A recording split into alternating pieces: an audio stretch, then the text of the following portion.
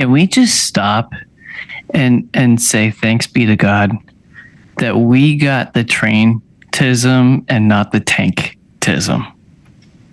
Right? Like, as far as I know, I haven't heard from any of you. All right, Spencer's backing away from the microphone, but like, I used to have tanktism is kind of cringe, but like traintism is based. Tanktism is 50% cringe. I kind of like tanks. Well, I mean, but like they're cool. Yeah, they're cool because they're ballistic, but it's like to go so far as to be able to name a giant penis go like and know the ages and names of them, like like a tiger tank. It's different from being like tanks are cool and being like, oh, that's a 1982 Sherman. Oh my fuck, it shoots a 19 millimeter.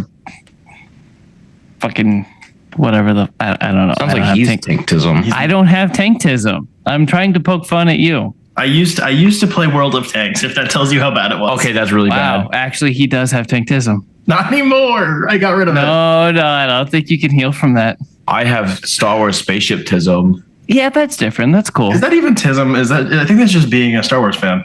I think that's just being a nerd. I'm a super nerd when it comes to Star Wars. Oh my god, I'm so much. I've never even looked at a woman. I'm such a bigger nerd. I can back up Collin and be like, I started the first 5 minutes of the second season of Andor and saw the really cool spaceship that he's trying to drive. It was like, nope. I am not watching this on my phone. I'm watching this on a TV when it looks fucking cool because it's a Star Wars spaceship. Mm-hmm. It's a Star Wars spaceship. It needs to look cool. The prototype TIE fighter. Yes. Not prototype TIE fighter, but it's a prototype. What's it called? I hate Imperial ships, so like I never gave a shit about them. But it's the pointy wing. It's not the TIE fighter. It's the pointy one. I know, but it's still a TIE. Interceptor or whatever. Interceptor. There we go. TIE Interceptor. That's one of the projects. Yep. That's true. Who's got the spaceship-tism now? We borderline have the tanktism, but we're not full-blown tanktism. You didn't know who the Munilus 10 was. I'm sorry, you discovered it 2 years ago when you read one Legends book. No. I Actually discovered it when I watched it for the first time on Star Wars Clone Wars, the 2D animated miniseries, bitch. Mm-hmm. I believe when I borrowed it from what's the store called? It doesn't exist anymore. It had the VHS. Oh, what is it called? Hollywood movies. No. Blockbuster. Yeah, that's where I first watched it. Holy shit. That wasn't that long ago, man. Memory shouldn't be that bad. That was that long ago when I watched. I actually believe that Spencer would have the tanktism out of the three of us, because if he was a Fed, he would be on World of Tanks being like, no, actually, guys, this is... yeah, he would. This is the top secret information. It's actually 19 millimeters wide, not 17 and a half. I knew some guys like that. They were insufferable. I'm glad I'm not friends with them anymore. Buy a comic that might cost more than a dime. Come meet the brothers who are here to waste your time. Welcome back to Dime Comic Bros podcast, where the three of us are here to talk about our individual flavors of autism. But first, we have to do the unifying autism.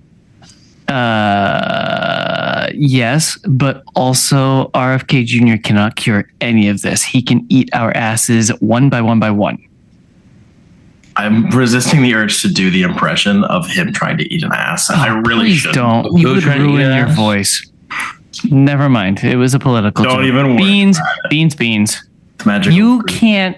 You're not allowed to impersonate him, because you would be better off like trying to scream like, I don't know, the lead singer of Lorna Shore. You would be better off trying to impersonate the lead singer of Lorna Shore than trying to impersonate RFK Jr. Dude, my RFK Jr. is actually pretty decent. That's disgusting. I do it a lot. We're here to talk about Daredevil Born Again, Season 1. When the Red 950, and when I was in college, I started doing meth. And after that, I could focus better. Yeah. Yeah. I wish I was in person so I could just punch you in the throat so you can impersonate him. We would both be happy. Gotta do it more days. Now you just sound like Vader. Now you're pooping. Collin, RFK Jr. is not a gooner. That no, he uses ins. He's a gooner. He's a gooner. All right, Daredevil, Born Again, season 1 came out this year-ish, a little bit of last year, but mostly this year. No, it came out this year, February. It was all this year. Yeah, All this year. 2025. 9 episodes. Jacob, please It start. brings back most of the crew from the Netflix series called Daredevil. It has the same actor for Daredevil and Karen Page and Punisher, spoilers, and Foggy Nelson. And it replaces a bunch of friends from that show. We have a new lawyer and a new and company that Matthew Murdock works for. And Oh, there's Cherry. he has a new friend that's a slime ball that does all his dirty work for him because excuse me. What the fuck? That was pretty good. That was the seltzer. That was a burp, but he put his Through the microphone. That was solid. So he just had he perfectly accidentally put his throat correctly and his mouth correctly to do like a close to guttural or false chord. He has a slime ball friend that does all the dirty work for him. Him being Matthew Murdock, that has given up the costume or the uniform or whatever you want to call it because vigilantes are no more, and it's partly because the legislature has said vigilantes can't exist anymore because they weren't allowed in the first place, but we're going to crack down on it, but also because Matthew Murdock was like, no, I saw my friend die and I almost killed the guy that killed my friend and I can't do that anymore because I almost killed him. Damn, Matt Murdock being overly dramatic and retarded. That's not the most Matt Murdock thing ever. that- Yeah, but That it's like never the second happens time ever. he does it. He's already done this.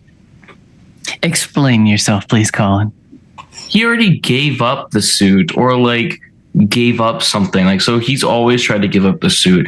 And in season 3, it's like this just feels like it's a retelling of season 3, but like in a different font almost. It's like, I'm no longer Matthew Murdock. Now I'm only Daredevil. Not even God can stop that, which is a banger line. So it's I just think you're literally backwards. the opposite. So it's not the same thing because he stops being Daredevil and is exclusively Matt. No, in the sense of the story and how the plot works, it's exactly the same, just reversed. And it's super fucking annoying. It's a little boring at the same time, but it works, I guess. I mean, when you first get into it, for me at least, it was like, this is pissing me off. Okay, so we get And Daredevil. You were fucking fuming, dude. Yeah, dude, because it's fucking bullshit. We're like, we're not going to talk about this until it's over. And you're like, Because it's fucking stupid, dude. We wait for so long for Daredevil. And of course, I like Matt Murdock, duh. But like, we wait for so long. We get one episode. They are trying to make this an explosion of, hey, we're back, so we're going to do a bunch of things. Like, let's kill off a character. Oh, let's also turn Karen Page into an absolute bitch again. Oh, let's also just replace those two characters with shittier versions of them that are boring as hell. And, oh, Matt's just Matt now, and he's trying to, like, not be Daredevil. Now, there's a lot of, like, little pieces of this that are super interesting to me. Like, of course, the whole, this is like, he's an addict, trying not to relapse, blah, blah, blah. And the moment that he relapses, instead of it being a whole big thing, he just says, fuck it. And then also the whole thing about him and Foggy is that he just uses that card, that like funeral card, as like an icon, basically, which is really cool. And like, symbolism to Catholicism or just Christianity in general. There's a lot of cool things, but like to me, it's just the big parts of it are just super annoying. You kill off Foggy immediately just because you want to make a big bang because we're back. Fuck off. I don't care. That's just so fucking annoying. It makes up for it later on because then you forget that's even the situation. And now it's this whole vigilante thing. And Fisk is fucking cool as shit. Punisher's cool as shit. Daredevil is back. He's like Daredevil again, which is really cool. But I don't know, man. How it opens up just super pisses me off still. Okay, on the one hand, I almost entirely disagree, but I don't want to debate it. I do find it interesting, though, because the elements that you're annoyed with in the first half are the things that were changed, like, in the middle of production to be more in line with what people would be expecting. And then they had the original chunk of the show, effectively, that was already done. So I just think that that's interesting. What, that they don't just kill him off screen? Yeah, effectively, because the first episode is entirely done by the new team, as well as the last two episodes, and then we have like a bunch of reshoots in the other ones. Don't get me wrong; it was well done. Besides the him swinging through the air, which just looks like a PNG. That was a little rough, yeah. Yeah, it was cute to see, but it was like that needed a little bit more time, which does track with the fact that that was the last episode they shot. Right, which is fine, whatever. I mean, the whole thing, besides like the really shitty CGI for him swinging. I mean, obviously, I could nitpick a lot of the CGI, but like, it's still good. That's the only one that actually stood out. If that was better, any of the other bad CGI I wouldn't have noticed. But since I saw that, I was like, okay, I'm nitpicking now. And then also like, oh, my boy Foggy just got shot. So now I'm super nitpicking because that pisses me off. Sure, on screen, off screen, no matter what, you kill him first thing, pisses me off. I think I would have a better reaction if it was like the end of the season or like midway through the season. But I understand their whole story is, oh, we have to have him dead either first episode or off screen for us to do the story we want to do. Obviously, logically, it makes sense with the story they want to make. I don't like that story that they're making. See that? Yeah. That Basically, I'm not on the same page with that, but that makes a lot more sense because you're making a case. to be the mediator, I don't like how Foggy and Karen were basically written out of most of the season. It was frustrating because they had to be written out, or maybe not had to be, but they were. So they were there right at the beginning, and Karen was right there at the end. But it's like we want to see the main characters return for the whole thing and not just like fuck in and out like really quick. So it's frustrating to have them disappear and have them replaced by new people that we're not familiar with, that we don't care about. So obviously it's like contractual legal bullshittery outside of the show. And it's dumb to have it written that way. And it's frustrating, but that's just like how it happened. Is that enough of a mediation between you two? Oh, no, I agree with you entirely. Like it's one of those things where I am also frustrated by some of it to an extent, but I also just, because I was so obviously just like generally excited and trying to be extremely open to what we were going to get. I wasn't expecting it to be the same thing because like even 1, 2, and 3 are pretty distinct from each other. They have different creative teams. They have different feels. So I wasn't expecting it to just be season 4. They said it wasn't going to be. So like that was, I don't know. I just kind of walked in like almost head empty. I tried really hard to. But I think another part that tacks onto that, I guess, without even getting into the specific logistics of how all of the like half revamp had to happen, it was announced as 18 episodes and they got greenlit for 2 seasons of 9 episodes now. So like we know for a fact this is the first half of what they were told to do or what they were allowed to do. And now moving into the second, what is effectively the second part of the actual season, is just the new creative team with the same plot outline, but they're doing it with the way that they want to. So I think that like this is clearly heavily compromised, and like I can still complain about it, but it's just like I can't. it almost feels pointless to do so, because it seems like most of those are criticisms the show kind of addresses in a sense by being like, we know this is what we wanted to get back to, but like we had to use what we had, blah, blah, blah. Moving forward, here's this. So Back one thing to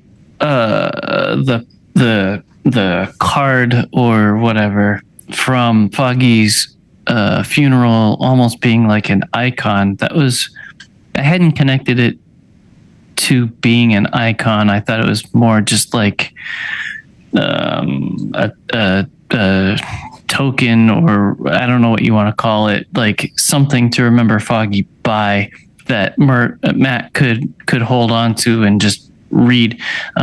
Spencer said privately in our DMs that it was cool that it was printed in Braille, like in consideration format.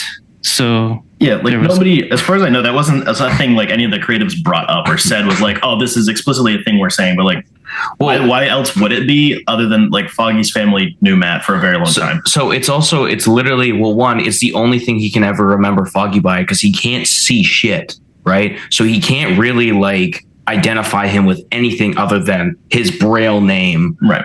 And so like, one, there's that. And then two, of this we can tell from his conversation with Punisher that he's like, he was the kindest, most like nice person we've ever met in my life. And neither of us will ever even get close to that, not even a fraction of that. So he sees him as a saint. He's canonized as a saint in Matt's own head. Yeah. Which I think that one of the things I was a little, not nervous necessarily, I was extremely interested in how they would then be tackling the religious themes with this season. And I honestly think they kind of knocked it out of the park. Okay, so religious scenes, religious stuff, I think is good. But before we go too far, I want to backtrack to what you said about season 1, 2, and 3 being very distinct. I completely fucking agree with that, because they all seemed very consistent and in line with each other. Sure, they had different plots, but they were literally all linked in completely. And this feels like it's just a way of season 4, and it doesn't just feel like, hey, this is what we had to work with, here it is. If you want Daredevil, it's Daredevil. And from what I get from Spencer is, Spencer wants Daredevil for Daredevil's sake, which is fine in its own. I get it, I understand it. That's why I still love Daredevil Born Again. Don't get me wrong, I love it, and especially one thing I want to get into. But season 1, 2, and 3 all feel like a coherent story. Born Again, obviously it's Born Again, so it's not season 4. It's fucking season 4. But it just feels so... to me, it just feels like it's change just because for change's sake, not because it like... It doesn't feel like it moves how... I don't know how to explain it correctly. I do get what you're saying on like a vibes level though, because at least on a more like specific level, the first episode is effectively just like when taken in the more like meta context of episode 2 is supposed to be the opener. Season 1 provides a butt ton of context and little like sprinkles of like, okay, we know this is what you guys wanted, this is what we like, but like to explain what the fuck is about to happen, here's your condensed little like catch up bit. Right. And like it is frustrating obviously to have that, especially because the first episode's pacing was all over the place. Right. Which whatever. But I think that is there is just so much hope that I have for the next season, not as like a yeah, of course. It isn't just like it will be better because it will be better. It's like they've expressed the design pretty much all of the major highlights of the show for like broad appeal were the stuff that they redid. Right. And then they have expressed some desire to do parts of what was originally like pitched as season 4. Some parts of that, we have a lot of the pieces in place for that. And so here's one thing though. I do appreciate your perspective, because you are being very nice about it, because you know the backstory stuff. You know what's going on behind the scenes. Yeah. Where I don't like to know, so I can actually because I don't feel like the way that you view things are actually like I'm viewing it for what it is. No, I feel like you, and this isn't like a negative, by the way, I feel like you are viewing it in a way better light because you know what's behind the scenes. You're not viewing it for what it is exactly. You're viewing it for the whole and behind the scenes. I'm viewing it as this is just Daredevil. I know nothing about what happened behind the scenes or whatever because I don't care. I want to know. I just want to see what they give me and judge it solely on that. I don't care about all the excuses or whatever. Excuses in negative and positive meaning. Yeah. No, I get that, and that is fair. I mean, that is generally the approach I have with most, especially things like this. That's why we're so different. These things like Daredevil that are like incredibly important to like you. Yeah, just how I function and like Loki being alive. It's like I can't help but want to take it in totality because a lot of that feels. I don't know. It just feels like for you appreciate it. It kind of feels like I'm missing out on a lot more if I don't know how all of this stuff happened. Like the fact that John Bernthal walked away from doing the original version of the show because he didn't like whatever the fuck they were doing with his character, which nobody knows and nobody's talking about. There's like, so all of the stuff that he's in is all fresh, right?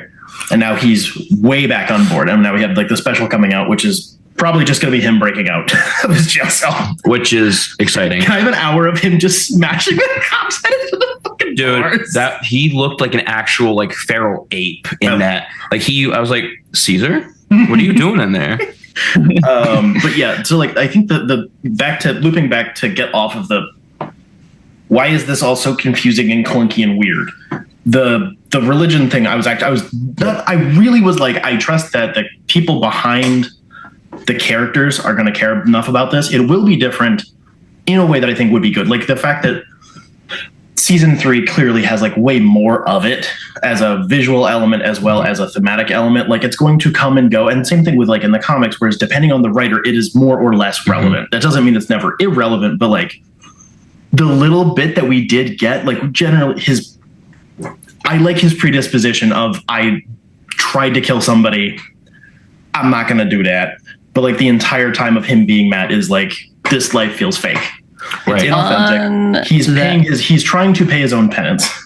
On that note, I felt that Matt's faith was definitely downplayed or not focused on very much at all, even to the point where any time he was on screen with the Punisher,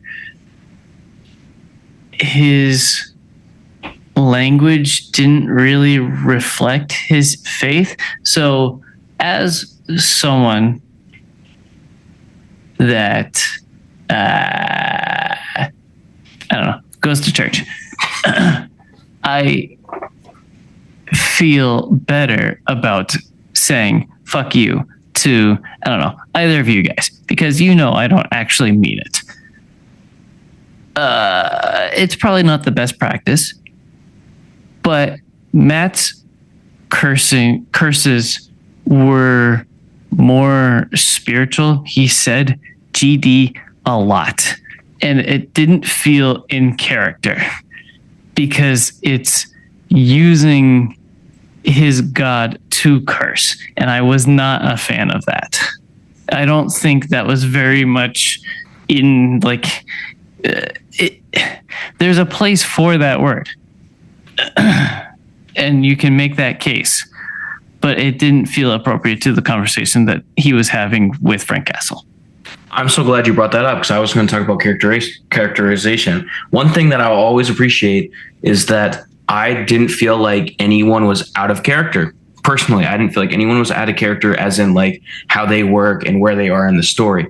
Foggy acted like Foggy, Matt acted like Matt, and how you deal with things. The only person I was angry about was Karen. Because first off, that's kind of how she had it. And I want to get to your take on Matt also. But like with Karen, I was pissed because we already went through season 3 of Foggy being like, I'm not going to be the friend that leaves. And then she's like, okay, I'm on board with that too. But now without Foggy, she's like, fuck you, I'm leaving because fuck you. Put a pin in it. Put a pin in it for a second.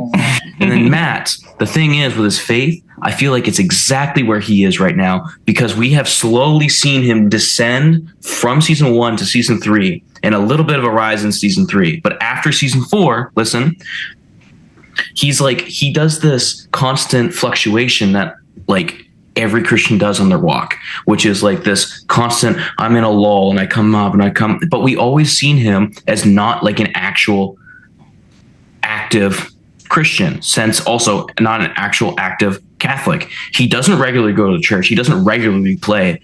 pray. The only thing he does is complain to God because I'm fucking up my life. Why am I fucking up my life? Real cowboy shit. Real cowboy shit. And then go to confession and basically talk to the priest like how he should be talking to God. And so in season 4, he even talks about, he's like, I used to pray a lot more, but I don't anymore. And it's because he's in this lull of like, my best friend just died. I don't know why God would do this to me, but here I am. Go. We both have takes on this. I'll let Spencer go first. Okay, so I do get what you're saying, Jacob, in terms of, I do think it could have been, I think it's one of the few things that the show actually does subtly. A lot of the stuff with the writing is very over the top, which I like, obviously. But I believe in episode 2, he walks by a Catholic church. I love that. And he won't go inside. Yep. He just listens from the outside. And Yep. it's like he feels so intensely guilty for not necessarily trying to like stab Bullseye in the face, but like being so okay with him dying if he went splat. Like that, he feels so guilty about the entire situation leading up to that. Whereas because look at him crash out in the hearing. He wanted him to die. He wanted him to have the death penalty. Yeah, like So fine. I hope they focus on it in season 2 and make a point of it and not just blow it over, because I do think it they was might not like him. Yeah, like I don't know. I think that's the point. Sorry. Yes, I hope so. Yes, but I think that's also just because like Matt is just never at peak Matt mode. He's always in the middle of a crash out for some reason. He's never on his A game. But like in terms of the couple of things we did get, whereas we have the conversation between him and Fisk in episode 1 about like being raised with grace, but also retribution. We have that. We have him carrying around the Daredevil horn, which was confirmed to be reshoot material. That just felt like him carrying around a rosary to me, to be honest. Yep, I felt that. We have the prayer card. And then, avoiding the church, whatever. There could definitely be more of it in the writing, like kind of just explicitly saying it. However, I think that his last conversation with Karen in episode 9, through the subtext of that conversation, really solidified it for me that it was a choice of like, he's basically been like dissociating this entire time. Mm-hmm. If he's not in full rage crash out, I'm about to murder somebody, he's been like zoning out. And that's why he feels, especially in the first half of the show, like a passive character. He's not the plot happens to him. He doesn't make the plot happen. Mm-hmm. Whereas at least the way I'm reading it, it doesn't feel like they're writing him as it's a lazy version of the character. It's like he's not doing what he should be. So shit's just happening without him. And he kind of gets wrapped up in it. Yet again, part of the complaint is like we had a really good lull and rebound in season 3. Spencer has texted me so many times. I cannot tell you the autism that goes into these text messages of how season 3 of Daredevil, Netflix's Daredevil, is the best Christian media that's ever been produced because because of like such a lull and such a rebound in his faith. So it's all the more frustrating to see him go into a deeper lull because his friend died and he doesn't go to church and whatever else. And like that is fair. It's not unexpected. It just feels like it wasn't written as well as it could have been. As I'm saying these words, it makes sense with these plot points, but I wish it had been explained better. I think as he was saying the words, it's like, that's not that Murdoch. Come on, son. With that is we've had 7 years of them just existing. Mm-hmm. And now we're cutting to like new norm. A bunch of shit's going to change. Whereas we had, it's jagged. It's jarring. Like, it's not, I agree. I feel like it is one of those lulls, even them happening back to back as a person happens kind of regularly. I do think as a viewer of a TV show, you want to see a little bit more variety in that. But I think that that's one of those. I don't know how to have done that like better, like as a suggestion, because we have this huge time period gap between season 3 and this. We have a couple of brief appearances where they were figuring out if any of it was even going to be canon or not, and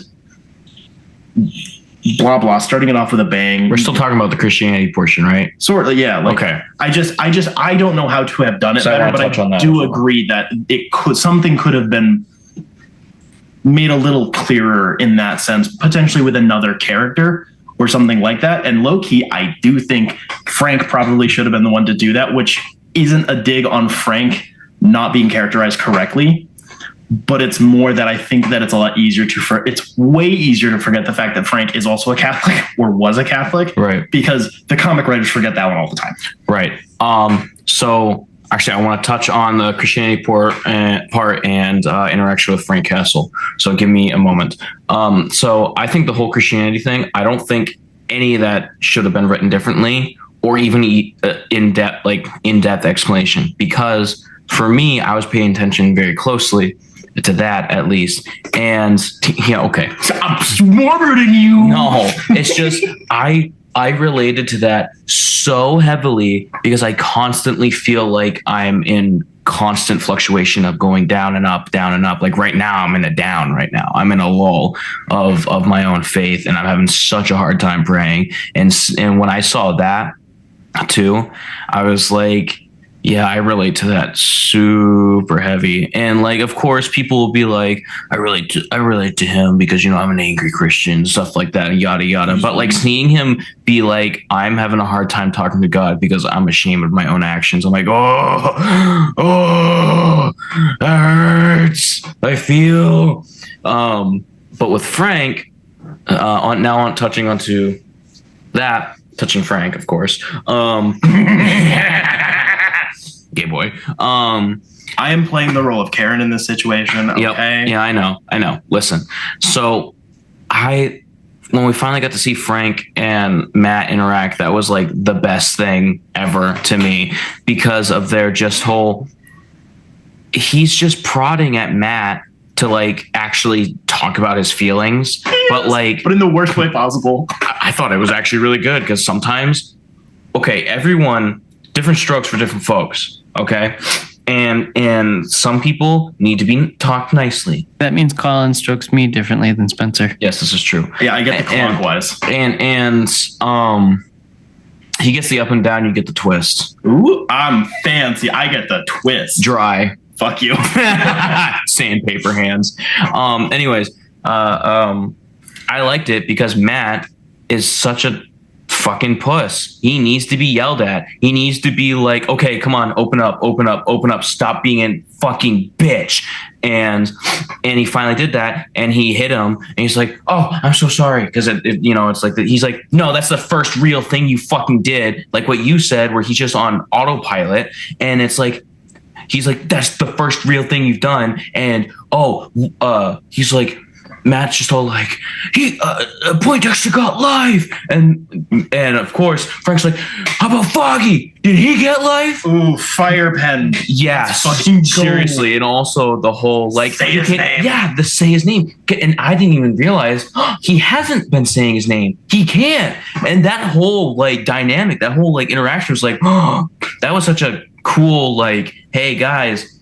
You guys picking up what's happening here? Yeah. He's not saying his name. He's having not just having a really hard time. He's having a fucked up time. I think that being handed the somebody close to you needs to die card, and I do agree between Karen and Foggy. It should be Foggy because Karen is an entirely different character than she was in the books, which is a good thing. Yep. And I do think Foggy, I hate to say it because I love the boy.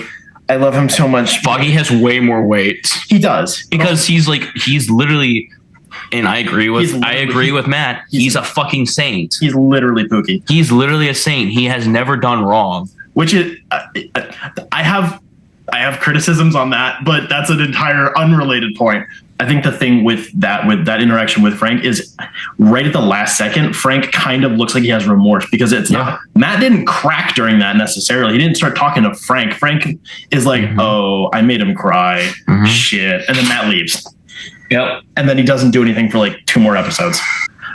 So fuck Microsoft for closing Skype because it allowed us to record without interruptions. But now we have to use Zoom yet again, and it interrupts us every fucking 15 minutes, it feels like. So sorry for the topic changes. Skype has much worse like overall connectivity and stability. So but at least it lets us go for a long enough time that we can stay on fucking topic. That is true. I have a couple of notes written. So we've already kind of lightly touched upon the weak CG city skylines that were quite upsetting. It felt like every time Daredevil especially was jumping rooftop to rooftop. The city skyline, the background of the other buildings that he's jumping on, and even the buildings he is jumping on, just looked like ass. It did not look good. And some of the fights didn't look that great, but most of the choreography was fine. It was really just like anytime he used the zip line like in a fight and just zoomed across the screen to hit the villain in the teeth with a foot, that it didn't look good. Yeah, I kind of liked it. I can tell you which fights were made by which people. If that. Yeah, exactly. No, but. Yeah, you could see it and be like, oh, that's good. Oh, that's bad. Oh, Yeah. that's good. There's only one fight that I have complaints about, and most of them are very good in a very different sense. I do like. We do have the original stunt choreographer is returning for season 2, so that'll be cool. But I do think a couple of the fights, like the first Muse fight, cooked hard as fuck. yeah, it did. That The was so bullseye good. fight, I have some gripes, the first one, but it was overall really good. Yes. I like how they used the camera as a separate entity while doing the one take, instead of it being, it felt like a passive observer, which I thought was really cool. But the one fight was the second Muse fight was bad. It was also in the worst episode of the show where the whole Muse thing kind of crashes and burns. I Yes. thought it was super cool though that he used the grapple on him and it went Yeah. right through him. That I was liked cool as fuck. that moment. That was nice. But it was like, oh gosh, this is not just bad camera work. It's also really bad choreography. Whereas some of the other fights had good choreography with rough camera work. Like Yes, exactly. him The versus first, the cops. the first Muse fight was so good with Yeah. just him being like, Him in the sewers was insane. just him letting him punch him, letting Muse punch Bro him in is the a face. freak. Yeah, because he's just losing it. I privately messaged Spencer specifically and was like, hey, you stinky. You said Charles Soule's Daredevil run stinky, but Muse comes from Charles Soule's writing, like his run on the series. You dumb and gay. And And then this show, Loki kind of butchers the character. And then I started reading the Charles Soule run and was like, oh, actually, this is really stinky because I haven't gotten to the Muse stuff yet. But Muse in the show is pretty good. Like, I like the concept of this villain. Hold up. I like this Yeah, hold villain. up. He Okay. seems cool. I agree that he's cool, and I think they're gonna do more with him. Loki, I think they're gonna Black Hand resurrect him and have him. They're gonna do some blood shenanigans. Doesn't he? That happens in the comics too, doesn't it? I believe so. Honestly, but I don't care. I don't care if it happens in the comics.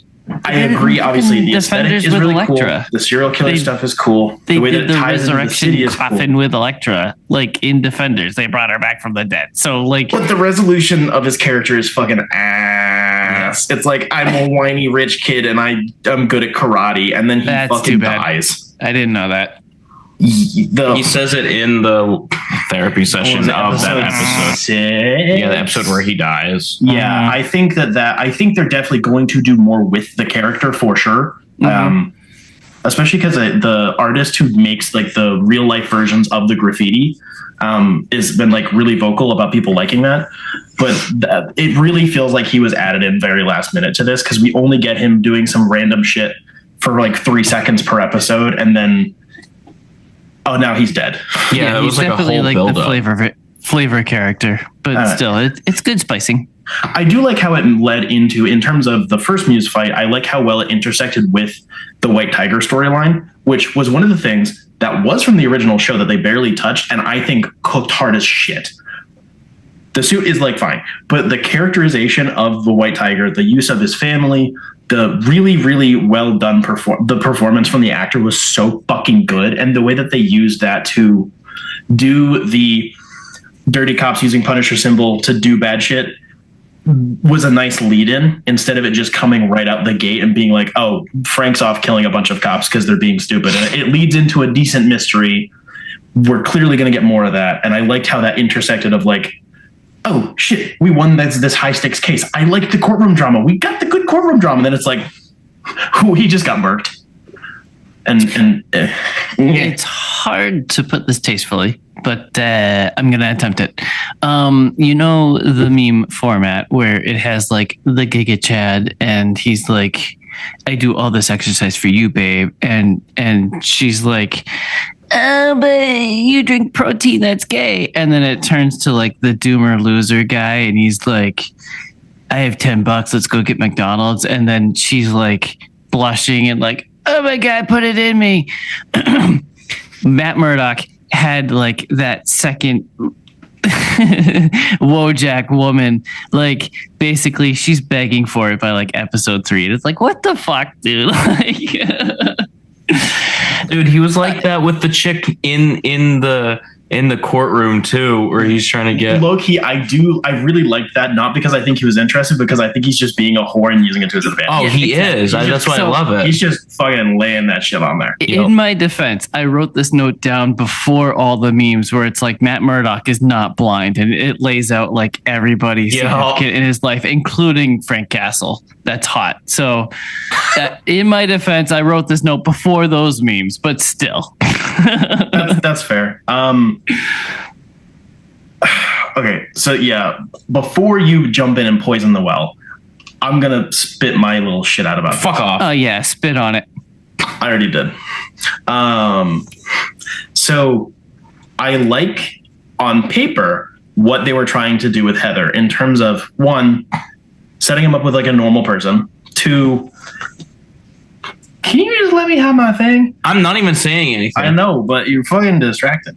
The idea of him being in like a normal relationship that's vaguely healthy, whatever, but it's clearly kind of hollow because they don't really do a lot of things together.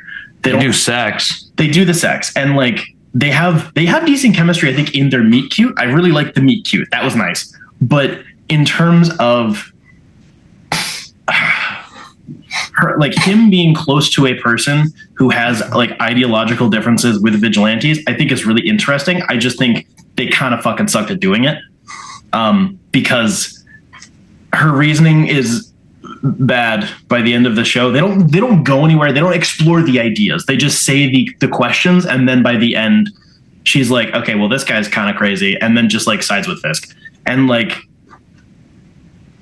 It is frustrating because I really like on the paper. I think that like the performer is doing a good job. She's just given like nothing to do. And I do like that she's directly tied in with the Cuckpin storyline, which is low-key goated. It, intentional or not, it doesn't show the highs of the relationship. It only shows the lows. I don't know if it's worth it, like if it's intentional or not, but it's like it doesn't show anything good besides sexy time. It just shows them like living together and then not agreeing with each other. She's ass, dude. She's the worst. She's a fucking bitch. She do got ass. I fucking hate her, dude. Like the whole time, she's just so fucking annoying. She's like, you gotta talk about your feelings. I'm literally a licensed therapist, and yada yada. You're just doing all these things, and you're just not talking. I mean, you're just not being you. That's how a the really fuck do you know what him is, dude? Not you guys have been together for like a fucking what? 3 weeks, a month? What is it, dude? Hold on. And then by the end of it, she's just like, you're just crazy. You think Fisk, the mayor, is after you? 1, are you a dumb fucking bitch who doesn't know Fisk's history? 2, even besides her not knowing that he's Daredevil, Fisk has been around Matt Murdock, has had problems with Matt Murdock, has like tricked Matt Murdock into working for him. Like there's a whole history behind this, and at least one of those was very fucking public. So you're a dumb fucking bitch. I love it when you talk dirty to me. I agree. However, okay, actually, no. So, okay, I'm not defending her. I'm defending where I'm sitting. She's really unprofessional with how she's going about talking to him as a therapist because he's not her client. As someone who's getting into this field, really not good. She's not cooking with that at all. However, Matt is clearly, the way that she phrases it in terms of he's not being himself, yes, she wouldn't know. However, Matt is clearly really fucked up and retarded all the time, and it is his fault that he wouldn't go, okay, so in 2015, I literally almost got shanked in a prison because of Fisk direct. Like, he can sit down and just stay that, and he just doesn't. So that is also on him. Sure. But Yes, but where she ends up is like, and I get what you were vaguely kind of do, but you didn't really do it. Well, she could also ask, hey, why do you think that he's after you? Yeah, you can ask. Instead of being like, you're crazy. You're crazy. However, we both know that Matt would not have answered those questions. He would have gone, I just know. And he would have then walked out. It's kind of the theme of all of our negatives of the show is like, I see what they're going for, but it was half baked. I wish that they had given more thought to it and done it a little bit better. Which leads me to, I really appreciate the Punisher's role in this TV show. I really love the point that his involvement had of like cops wearing the Thin Blue Line Punisher logo is cringe as fuck. It kind of felt a little bit understated though. Like, I wish it had been a little bit more explicit. I wish Frank Castle had a monologue of like, no, actually you're fucking gay. Don't be wearing my logo. And I hope it's expanded upon more later in season 2 of Born Again or in the Punisher special or whatever. But it just felt like it. I wish Frank Castle had looked at the fucking camera and been like, no. I'm going to go on a whim and say that whatever Spencer's going to say, I'm going to agree with 90% of it. Damn. Go for it. He never says this shit. Yeah, that's crazy. I agree. However, I do think in terms of how neutered I was expecting it to be, it was pretty blatant, which I thought was decent. I do think part of why it doesn't feel the same is because they're literally using slightly different imagery, like for the tattoos, which is it's the traditional skull rather than his actual skull that he has on his chest. It's just fanboys that wish they were the Punisher. And, right. I think part of that, it does muddy the waters slightly in terms of how we're looking at it, because in terms of how people in our world do that, it's just the Punisher logo with the line on it or whatever. Whereas they have all these weird ones with flags draped all over them or whatever, which do look cool. But like, I think that slightly obscures the imagery. I do think he had a moment where he sat down and pointed at the camera and said, "You're gay." But I think they're going to keep doing it. You're a bunch of clowns. Yes, one great speech. But when the point that he was getting at, which the thing that I wasn't expecting them to do, wasn't Frank being like, "Guys, you're bad and I'm good," is you don't know my pain that's gotten me here. And also I'm still bad and someone should probably shoot me. Like, he doesn't go to defend himself. No. He attacks them because they're like, we really respect what you're doing. It's like, Frank knows, and this is the thing that both seasons of The Punisher kind of struggled with a little bit, is Frank in this knows he's wrong and he can't stop doing it anyways. And he's acknowledging, this is an unhealthy mechanism. I can't change this. I am busted. You shouldn't do this. Frank is like, this is the epitome of Frank. He's, I'm too far gone. I know I'm fucked. You, as a civil, as a civil servant, took a fucking oath. You took an oath, and you are blatantly just using your power to your advantage to just push your agenda. I'm just a fucking nobody that's insane and has skill and a lot of fucking luck.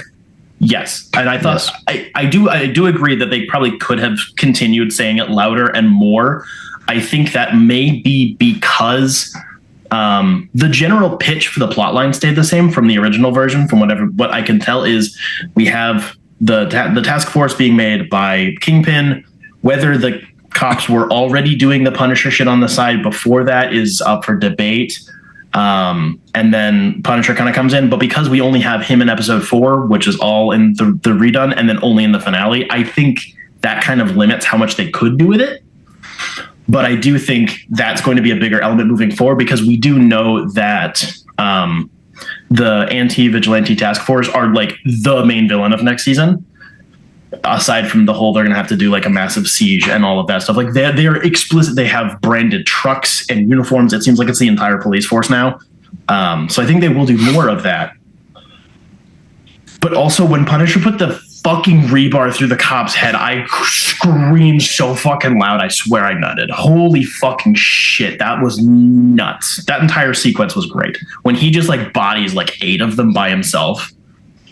He just goes in, no plan, just like, oh, let me tell you something. Just fucking shreds through them. It takes like 5 of them on top of him to get him down. Oh my frick.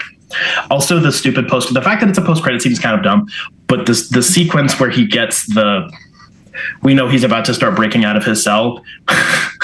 On the one hand, I want to make fun of it for the cop being really fucking dumb and easily swayed by flattery. No, you don't. But that's entirely accurate. He's like, oh, you're from Jersey. Let me shake your hand. It's like, this guy literally killed like 5 of your buddies 5 minutes ago. And it's like, no, they're that dumb. I will also go back to what I said about Spencer. I 100% agreed with everything that he was about to say. That's why I let him take it over, because he was way better than I was. 2 additional Punisher tidbits that have nothing to do with the plot line. Castle is officially canon. That's Castle with a K. I am winning so hard for that. Matt literally heard John Bernthal. I mean, John Bernthal probably got a boner, but you know, he can hear the chemistry in the room, which is great. Castle with a K or Karen with a C? It's Castle. This has been ongoing since 2018. It's Carcel. Oh, no, it's Castle with a K. It's always bad when you mix names. That is true. So that's great. And really, it's not even really a love triangle, but like the way they're doing that is pretty cool. And also, he jumped off the fucking building and just expected Matt to catch him. Oh my gosh, they're in love. They're besties. They're literally besties. That's the funniest part. They really are. Oh, it's just they're best. What do they call you? Fucking goddamn it! He fucking calls him Red. That's literally like what's the word you're looking for? Name. That's a pet name. That's literally a pet name. Let me tell you something, Red. Yeah, dude. He's been calling him Red got forever. Nothing to make a pot of coffee. Yeah, I love him. all right. Well, while we're into shit posting, I will talk about my last note about the show.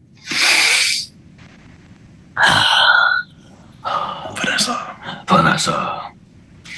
D'Angelo's product placement. Are you fucking kidding me? This show is ass. Say that again? D'Angelo's is garbage.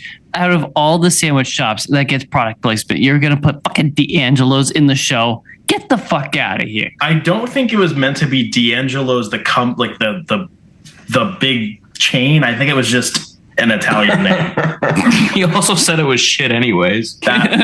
Yeah.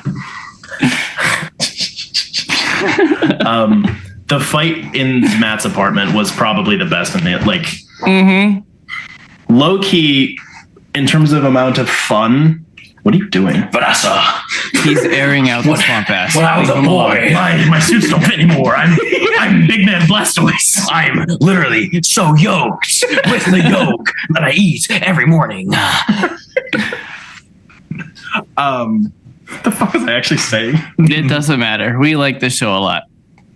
Yeah. It really does have so many, like, that was weird. But then it immediately loops back around as like cinema. I think we can all just like sit here and agree and be like, I love that show. Yeah.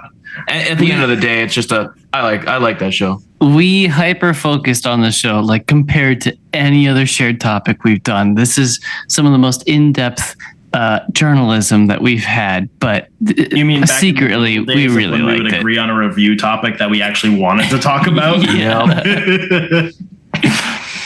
All right, moving on to how many times have you guys watched it though? Not 5 times like you. I walked in on ass. Spencer watching the last episode. I'm like, fuck you. And he's just watching. And I come in. I'm like, this is a problem. You can't be doing this. Yeah, this is an intervention. And I'm like, you can't be doing this. You can't be watching this in a shared space when I haven't watched it yet. He's like, I'm on my second showing. I'm like, that's even worse. Go away. He's like, you can just tell me to stop. And I was like, okay, go away. And like, then, okay. And then like 4 days later, it happened again. Yeah, dude. It's like, what the fuck? So, because I am long ago in a country far, far away, my Disney rights have been revoked, and it only happened when Daredevil started coming out. It was like the first episode released, and it was like, actually, you need a code to prove that you're on this account. I was like, that's fucking convenient timing, isn't it? So I've only seen it once, but I will probably watch it again once I get home and can actually fucking watch Disney Plus on my fucking TV. Fuck Emperor Mickey. Your bedroom looks nice, by the way. Oh, thank you. I'm glad you've been in my bedroom and not me. Wait, who have you been in my bedroom with? My brother? I knew your it. brother. I knew it. I didn't want to get dirt in there, so we all put down a towel and scooted in. You're funny. Oh, you put down a towel? Yeah, we put down a towel and we scooted in, and we looked and we're like, there's a mirror across the bed. There's a mirror behind the bed. Fucking right there is. Oh my, Jacob's going to get into it, huh? You're the only one to notice that I'm a freak. There was a lot of Jacob's gonna bang in here jokes. You are the only person to realize that I'm a freak. I set that up and nobody fucking noticed. All right, moving on to personal topics. I love that we didn't even mention Bullseye whatsoever. Because he was hardly there. I couldn't even fucking tell if he was recast. Like, I didn't know. I couldn't tell. I didn't care. Dude, all the Bullseye. Okay, there's so much to unpack with the Bullseye shit. So much, dude. Every single time he's like having a fucking mental breakdown, it turns purple, turns to his color. I love that they kept the buzzing noise and the buzzing noise. Also, him. Oh, dude, Matt just smashing his face into a table and be like, he just started hitting his own head into the table. Yeah, no, and then he uses the tooth as a fucking weapon. I have one actually important point other than Bullseye shit posting. Low key, Bullseye is going to start using Matt as his North Star. I guarantee it. That's what they're going for. Dude, yeah, because that's his Joker. Right. Now that he doesn't have Fisk and they're going for the more like traditional Bullseye angle, and now that he can't trust Vanessa either, and he was like, oh yeah, you're a hero, you're gonna just save the guy you hate, and then he literally does in the same fucking episode. Matt just runs over retardedly and takes a bullet because he's retarded and needs to save people, and Bullseye's like, oops. Yep. I didn't want to kill you, Pookie. Yep, pretty much, dude. It was so good. So they're probably going to team up next season. So as much as I like really shit on this show, Spencer and I are probably on the same page about everything. Jacob knows how much my butthole is like unclenched right now. Yeah, I was in no surprise. Daredevil drops pants, spreads cheeks. Oh, and my take on the whole political thing about Fisk, it literally died out within like the second episode. I'm like, oh, okay. They just kind of did it. So I was like, okay, yeah, those are obviously MAGA hats. Like, fuck off. And then I was like, oh, okay, that was literally just a short thing. That wasn't meant to be anything, and that was most likely coinky dink. And then he just starts actually doing the crimes, and you're like, oh, right, this guy does do it. Yeah, actually. He ate a Subway wrong. It was D'Angelo's. Can I please talk about my personal topics now? No. Go ahead, Pookie. I watched the movie The Invitation. This came out in 2015.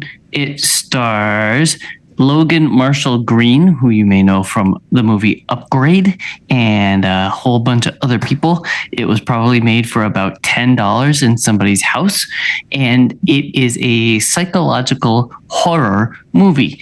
A dude's ex-wife invites him and his new significant other to dinner at her home, and that statement may have you going, that's kind of weird, and that's the fucking point. It's really freaking weird, and it's uncomfortable to watch. Like from the very first minute, before you even know who invited who and what's going on, it's like there's something not right here. And then you understand, like, oh, that's his ex-wife that invited him and his significant other to dinner with a whole bunch of other people present. And it just devolves from there. There are a lot of things that happen that make it weird and uncomfortable, but it's like it pushes the boundaries of like, if I was that guy, if this was my ex-wife inviting me over for dinner, where would I draw the line of like, nope, we're fucking out of here?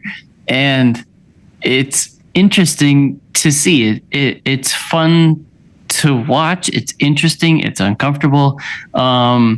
It's kind of that weird psychological horror movie that isn't scary. There's Really no jump scares. It's just like, this doesn't make me feel good. Uncomfort the movie. Yeah. I was wondering if you were going to get around to watching this one. It's quite a time. Okay, so I assume Spencer's seen it, right? Yes. Collin doesn't give a fuck, so I'm gonna go into spoilers. It turns out the ex-wife is in a cult with her new boo, and they show like a really cringe introductory "you should join our cult" video. It's so much fun, and people are like, "Actually, that's cringe, bro." And it devolves from there. There's a lot of history that unpacks with the ex-wife that makes it even more uncomfortable to view. And then near the end of the movie, again, spoilers, everybody's sitting at a table after dinner, after a public freak out, where they're serving another like really nice wine that has been a theme through the whole thing. And at first I was like, oh, this is like communion for this cult. And then like as it was playing out, I was like, oh no, actually this is fucking Jonestown. they're drinking the Kool-Aid. And that's what was happening. It was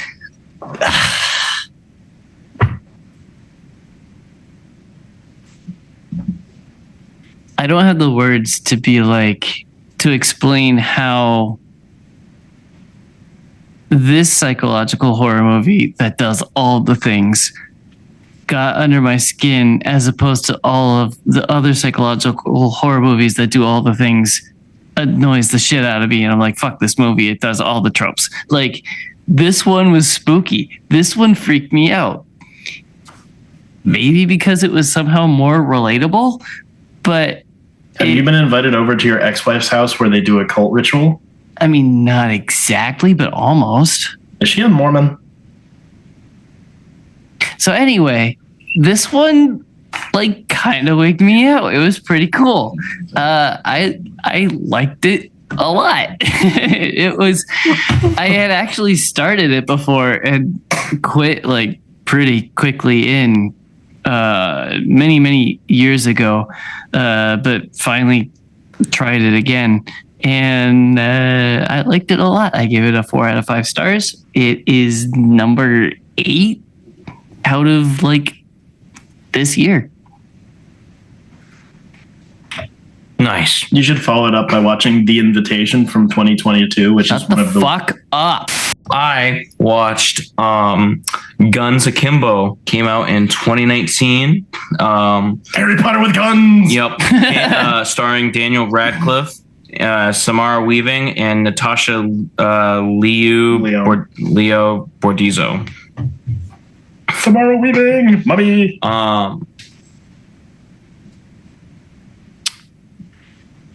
Yeah, so this movie is basically just it's about this dude who hates his life of being a coder, and he found while he was being a troll on the internet, found a perfect place to be a troll, and it's on this place called Schism, which is a illegal place where there's a legal site where it follows criminals killing each other for fun. And everyone that watches it is a sicko / wants to pay. What's the word I'm looking for? They want to gamble on who's going to win. They have a Deadpool.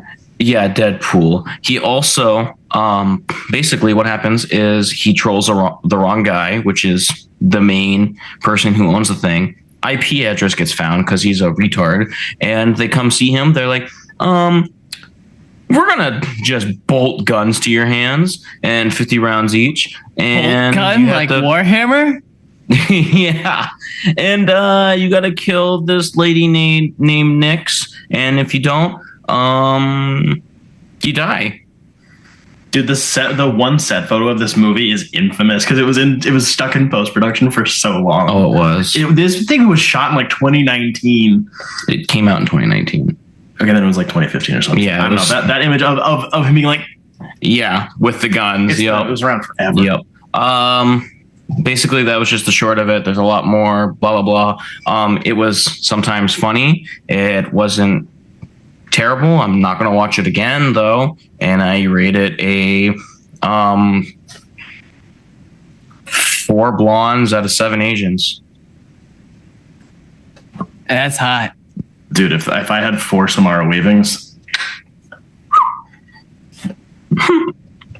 Anyways, yeah, there's that. Spencer, you have 7 minutes before Zoom locks us out yet again, unlike Skype. What did you do this week? Okay, so I listened to Batman Unburied Season 2. I didn't know that was out. It's not really a season 2. It's a second series. They're just calling it another season. Batman Fallen City. It follows both Unburied and Riddler Secrets in the Dark, whereas we follow Batman along with his good buddy Harvey Dent, trying to do a lot of renewal in Gotham and such. It immediately jumps directly into the Bruce Wayne doesn't really do any real charity work and just destroys that entire narrative. So that was cool. And then Harvey gets kidnapped and then assassinated. But stuff. The Court of Owls and Ra's al Ghul basically is what it all boils down to, which I hate to spoil because I was actually very surprised by a lot of the twists. But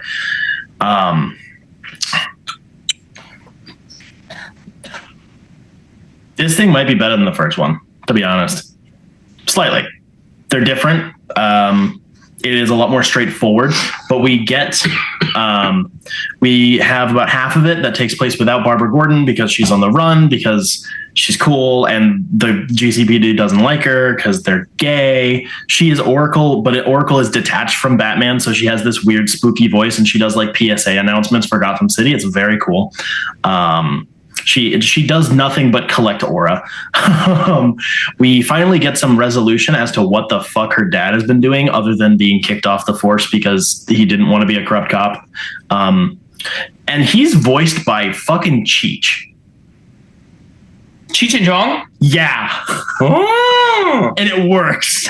Wait, isn't that the Chihuahua from Oliver and Company? Yes. Yeah. He actually does a lot of voice acting, but as soon as I heard it, I was like, what the fuck? And then about 5 minutes in, I didn't even remember it was him.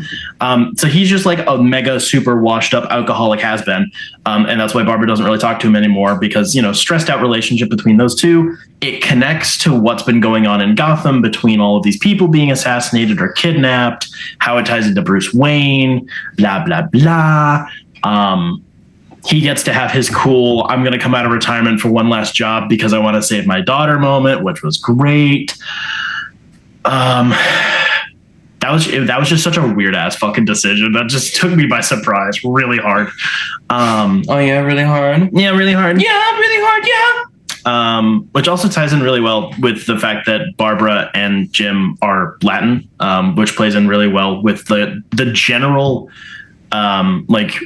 very ethnically related version of Gotham that they're trying to put together here. Not necessarily explicitly, but mostly just through the castings that they're doing, which is really cool. So they continue that trend. So we have Two-Face and Ra's al Ghul and Talia and blah, blah, blah. It has a lot of Arkham City going on, which is usually something I would say is a criticism because I actually don't like Arkham City that much, but I felt like this played out a lot of those similar twists better. It's too big. It's not fun. No. But yeah, it was very good.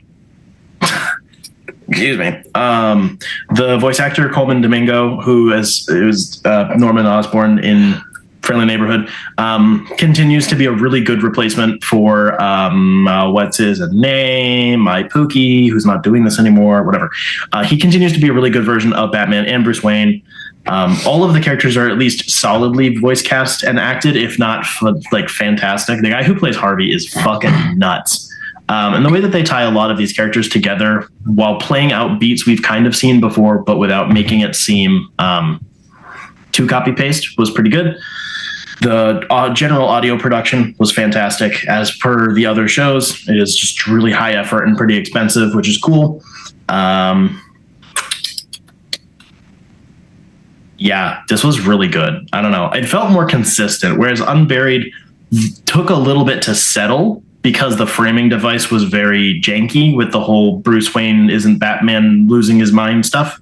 Although that was good in the end, the beginning was a little hard to put together because it's an audio drama. Whereas I think this plays out as a straightforward narrative a lot better. A lot of its twists are fantastic, really good emotional stuff, good character use. Talia can step on me because it's Morena Baccarin. So,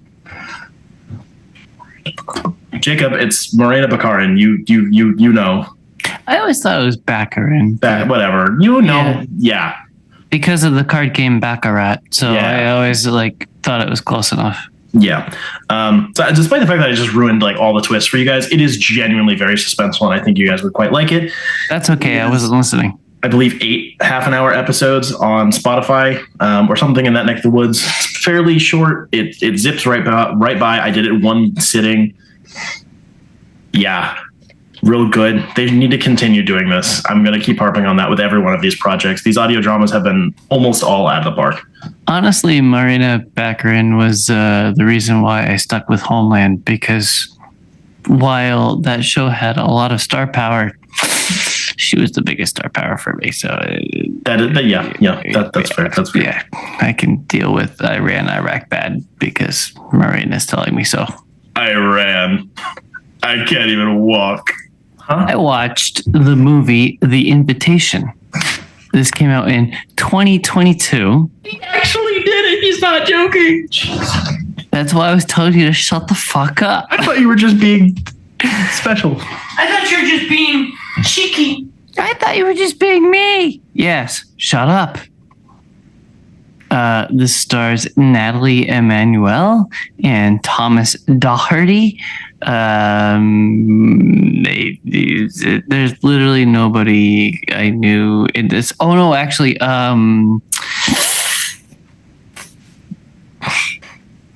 what's his face? I think he's Alfred. Actually, is in this from the TV show Gotham. But anyway, this movie follows Evie as she is a low-income caterer that does a DNA test, and she finds out that she is actually related to rich assholes from Europe somewhere, and it connects her to some sort of social media that lets her talk to her relatives, and they want to meet up, and they meet up, and they say, actually, there's a wedding that is happening at our big friggin' castle, and you should come and witness it and be a part of the family. Oh my gosh, family. Am I right? Family. There's fucking Vin Diesel everywhere. And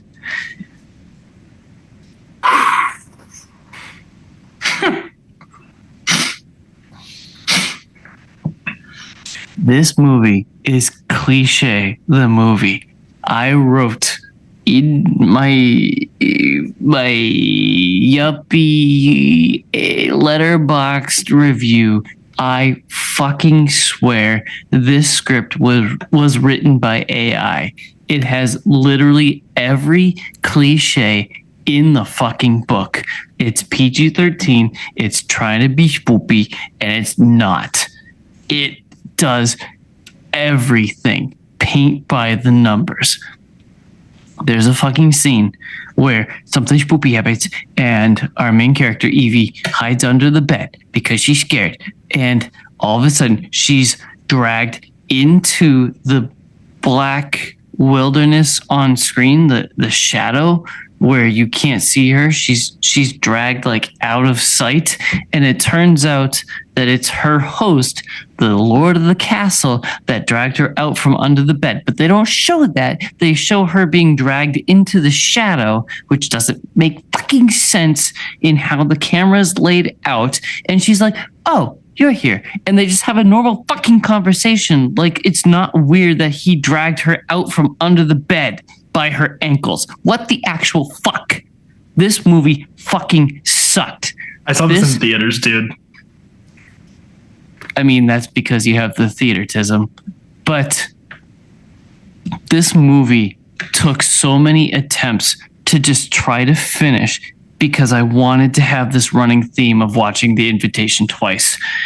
I have nothing nice to say about this movie. It got 1 star. It is the third from the bottom for this year. It is awful. There's nothing good about this movie. It is every cliche under the sun. It's literally the PG-13 horror movie. The lead actress was good. She did what she could with the script. She's hot. The best I can say. That's all I got. Wow. Okay, so you're a guy. I'm sure there's plenty of lesbians that agree with you. Hey man, the mixed light skin with the curly hair is a thing. All right, let me have it. Shut up. I have nothing. This movie sucked ass. Oh yeah, it's a vampire movie, by the way. I can tell. They literally waited. Okay, so this movie's 96 minutes long. I'm pretty sure. Let me check. Let me fact check. 95 minutes long. They waited until the last 20 minutes to reveal that the Lord of the Manor is a vampire. It's literally like the thing you would reveal in the trailer. Like, what the fuck? What are we doing? The last 20 minutes are like the main character trying to react to... His name is Devil. Like, this isn't a fucking Disney movie. What is happening right now? Yeah. I do strongly agree. I'm very sorry you did this to yourself. I have nothing more. This movie was awful. It was a pain inflicted upon myself. To be fair, I have a few other recommendations of similar types of. No, I don't want to hear it from you. But it's pure garbage movies. Oh, so this is the type of pure garbage you don't like watching. This beat out Titan, which is like many people's 5 out of 5 stars, and they can all eat my ass. And All Hallows Eve #2. The fuck you got, bitch? Collin. I watched the 2016 remake of The Magnificent Seven. Ooh. I am so proud of you for having 2 topics. Thank you, Father. That's what happens when he has 6 weeks to do it. Starring Denzel Washington, Ethan Hawke, Chris Pratt, Haley Bennett, Vincent D'Onofrio, the Kingpin, Martin Scorsese, Peter Skarsgård, blah, blah, blah, blah. I have made it publicly aware to my family, if I was to go gay, it would be because of Denzel Washington. Continue. That's a wild statement, actually. That's the most wild statement I've heard from you in a long time. I do agree, actually. That is pretty wild. Oh, okay, there we go. I thought you were about to say, I No, agree. I thought he was agreeing with me. Shut up. No, like Denzel is like a very extremely charming person, but I'm not sitting here like I'd fuck him. Like not even remote. Like So we do not have to dive into this right now. It just follows a story about a town getting fucked over by a rich dude who has a mining company and who just wants to drain them for everything they got and go on to the next one, like he's been doing for decades. Democracy. And our main protagonist, Denzel Washington. I'm going to call them by their actors' names because I don't know the character names and I don't care. They're just fun. By Denzel Washington, who has a backwards holster. Meaning he has a lefty's holster and he's a righty. And he does it because it's fucking cool. Can you blame? The funny thing is, you can't say it's cool because anytime he unholsters it, it's off screen. And anytime he puts it back in, it's on screen because it looks cool putting it in, not taking it out. Oh, it looks so cool putting it in. That's what she said.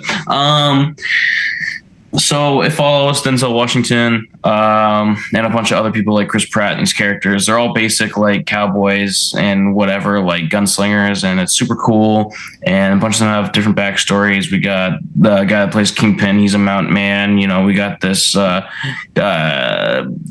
Asian assassin who's now a cowboy. He's got snake boots. Denzel takes up this job because he's like, you guys don't have enough money for me. And they're like, but we giving you everything. And he meets up with another old friend that's like gunslinger. And he's like, I took this job because no one's ever given me everything they have for a job. And his buddy's like, are you fighting the battle in front of you or the battle behind you? Insinuating that, oh, you're doing this because that girl reminds you of your sister. Okay.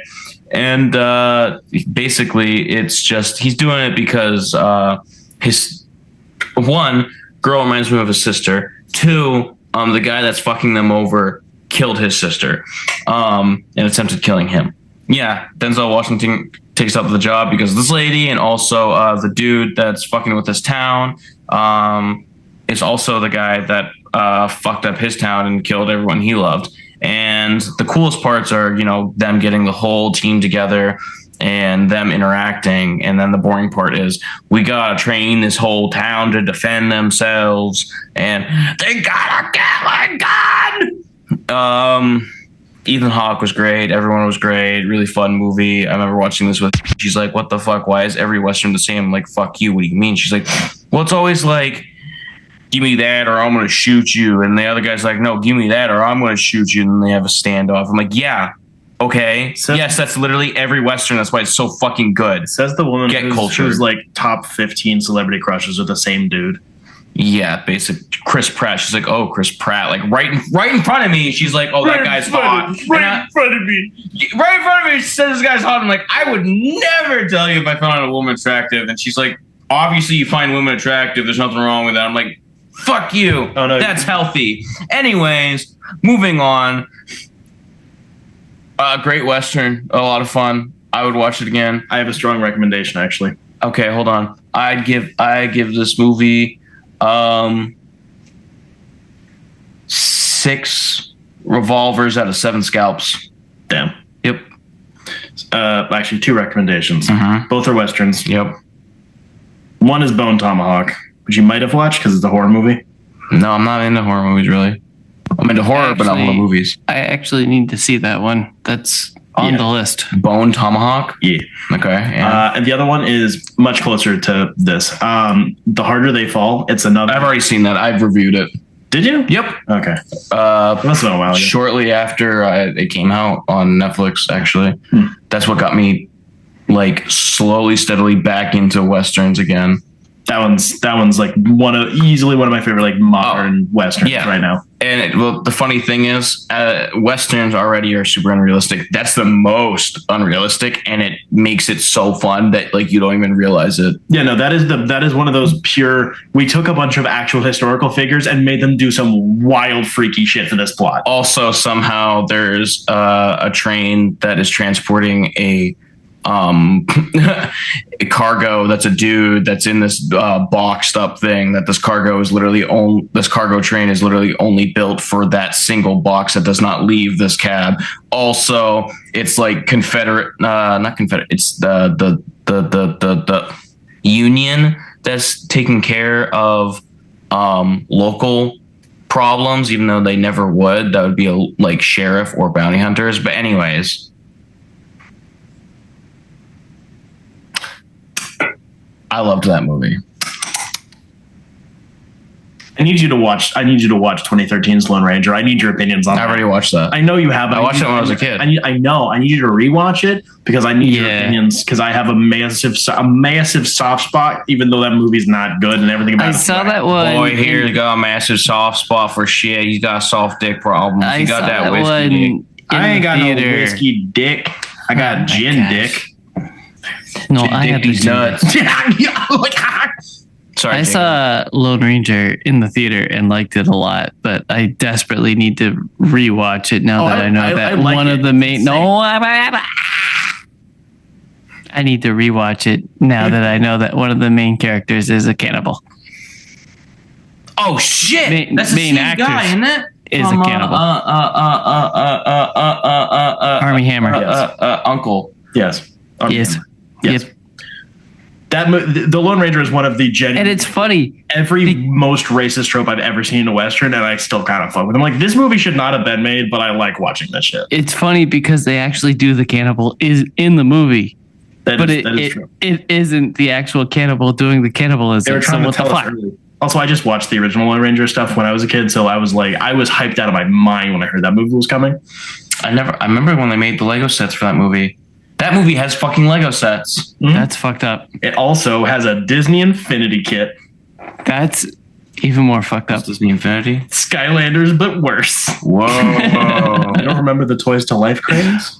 I remember Skylanders. That's it. Yeah, there was like 4 different big groups. We got Disney Infinity was one of the slightly less bad ones. It had We had a mutual someone that did that. I had it for a while. It has a nice art style. That's the one thing with Disney Infinity. I really like it. Actually feels like it's just a toy statue or whatever. Yeah, like the gameplay is not good and the levels suck, but like the vibe, the vibes don't. Spencer, wrap us up. So actually, kind of connecting with a few things. I read Little Monsters, which is a 13-issue mini maxi series, whatever, limited series, written by Jeff Lemire with art by Dustin Wen. This is about vampires, but they're all children, and it kind of slaps pretty good, actually. So Jeff Lemire is like really well known for doing his post-apocalyptic kids but quirky settings. I think this is one of his better ones, probably because it wasn't intended as an ongoing series. So we have a group of like 8 kids, pretty distinct archetypes. We have like a musician, we have like a goth kid, we have the 2 stupid redneck twins who can't talk straight and don't have all their damn teeth.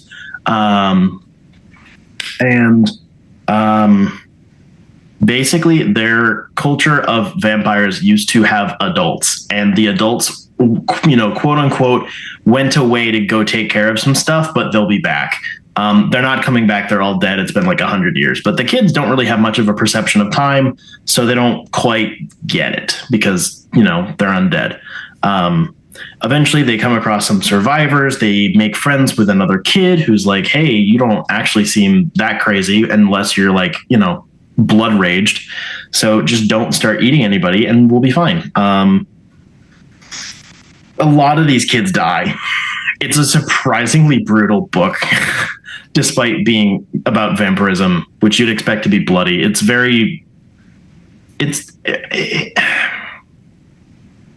Dustin Wen's art can't help but be kind of homey. It's not his watercolor colors, which is a little disappointing. It would go nutty in that style. But his pencils and his general art styles are always very comforting in a sense, which I think does add to the weird internal dichotomy between like they are little monsters, but also you want to just give them all a hug because they're a bunch of like lonely 12-year-olds max. I think the oldest one's like 14. So that's cool.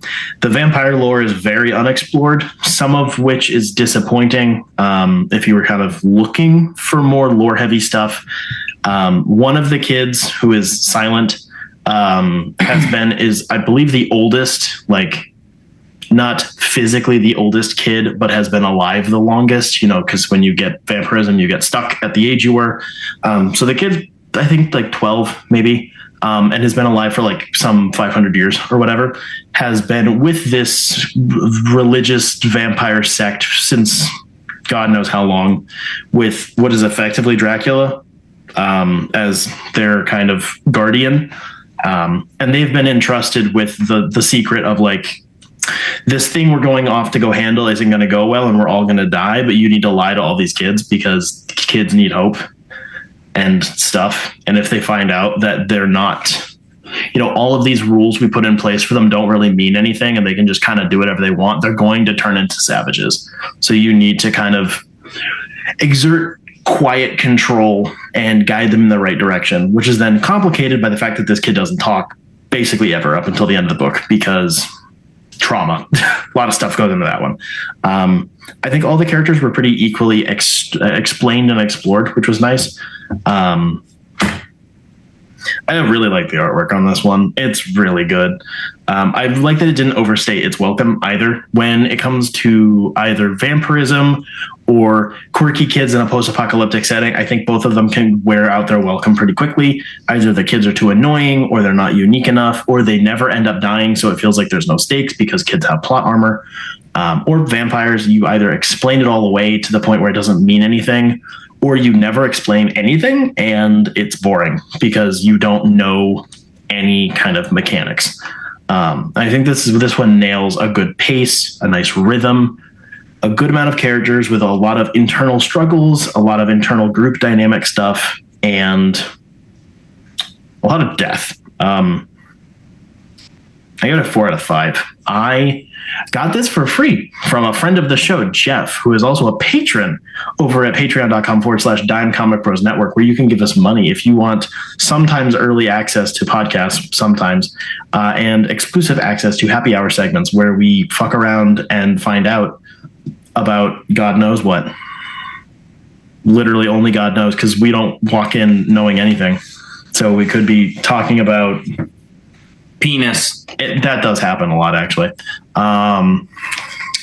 It could be Natalie Portman. It could be Oracle of Foreskin.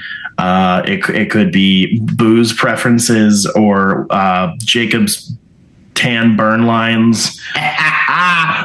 The gargantuan size of Collin's nuts. It's a little bit of everything. Nest of butts. What? Nest of butts. Viewers will get it. Okay, whatever you say. Nest of butts, nuts. Okay. Yeah. If you want to give us money, that'd be cool. Also, big thank you to our friends over at Jetpack Comics and Games in downtown Rochester, New Hampshire. Support your local comic book shops. As the only cool cat this time who actually read a damn comic book, I'm cool like that. Yucky. Don't be that asshole and walk into the store and immediately start talking spoilers about the newest show that just came out. I haven't dealt with that very much recently because I haven't been in very much, but it makes the employees very mad and then they won't be nice to you. And that's sad because they're all normally very nice. It's true. It's true. It's always true. Next week is Dime Gaming Bros, where Spencer and I will be talking about Prince of Persia everything. Tune in then. And now for a Patreon special, we're going to record a very special Patreon exclusive happy hour episode where we talk about something. I got something to talk about. Give us money, listen to happy hour. Thank you. Goodbye.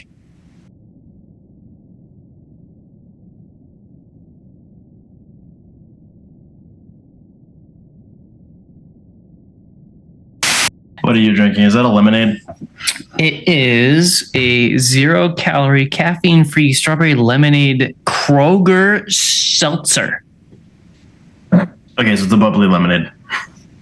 It doesn't taste the greatest. It tastes like it has an artificial sweetener in it. I mean, it doesn't have any sugar in it. What else would they put in it? I don't fucking know. Cancer? Listen, I've been trying to eat your ass the last 2 weeks, and you're like, no, I'm building Legos. I'm writing comic. I can't hang out. Yeah, that's true.